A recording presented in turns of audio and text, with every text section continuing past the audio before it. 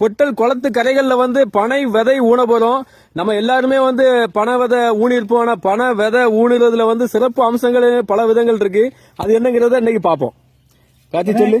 இதே விதை வந்து ஒரே விதை ஒண்ணுதான். இந்த விதைய இப்படி மூணா இருக்கையில பிரிச்சு மல்லாக்க வச்சா பெண்பனை சரி நொங்கு காய்க்கும். இதே விதைய குப்புற வச்சா இப்படி குப்புற வச்சா ஆண்மனை. இது அளவரல். சரி, இது பயன் வச்சது. பயன் இருக்கு கம்மி அளவரல். இதே விதைய இப்படி மல்லாக்க வச்சோம்னாக்கி பெண்பனை நொங்கு காய்க்கும். ஆமா, அதே சாத்தி வச்சா கிழங்கு வரும். ஆமா, ஆனா கான்செப்ட் ஒண்ணுதான், விதை ஒண்ணுதான். முளைக்க விதம் தான் வேற.